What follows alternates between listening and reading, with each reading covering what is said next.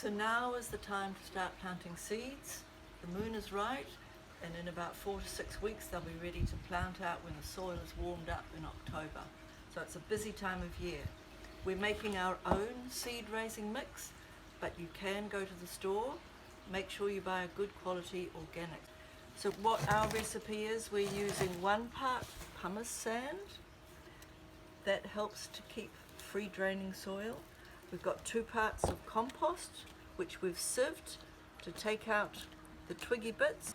And then we've got a 1/2 part of leaf mold, which acts to help hold the moisture in the soil. And we've got a 1/2 part vermicast, which is just black gold. Gets the microorganisms going and supercharges the whole mix. Okay, so now we're going to mix all of these ingredients well together. So we're going to mix this all together like this. Now it's a good idea to put this all through your sieve again. What you're aiming for is a nice light mix with lots of air in it, so all the little tiny roots can easily sprout and grow. In fact, a good seed raising mix is at least 50% air. So we're going to put it into our seed raising tray. Now you want to have a tray that's 6 to 8 centimeters deep to give the plants plenty of space to make their roots. Okay, so when we've got our seed tray ready like this, it's time to put our seeds in. Now, different sized seeds, generally the rule of thumb is that you'll put the same amount of soil on top as the seed. So you can see this is a very big bean seed, some slightly smaller bean seeds.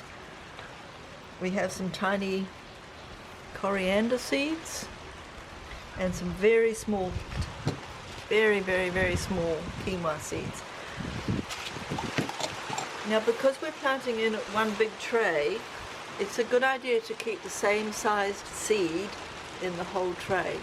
So I'm going to make this tray of quinoa, and then we can sprinkle a fine layer of soil over the whole lot. So we might put a sprinkling, a bit more of the soil in, and then get a good steady hand, sprinkle the seeds as evenly as you can over the whole seed tray. And then get a handful of the seed mix and sprinkle a thin layer because they're tiny seeds. I could do this with all of my bean seeds and do rows of similar sized bean seeds. The important thing is to label the seeds that you're planting. We have a label here. We're going to label this tray quinoa. Right? And the last thing you do is just very gentle watering in. If you have a spray bottle, that's even better for your seeds. And then place it somewhere where it's going to be nice and warm, out of the wind and the rain. Check them every day, at least once. Keep them moist. Don't let them dry out. Happy planting. 1 week later. Okay, so we're just checking on our seeds. A week later, still no sign of them coming up. Just keep them moist each day with a nice spray. And start keeping an eye out for when the little leaves are coming up.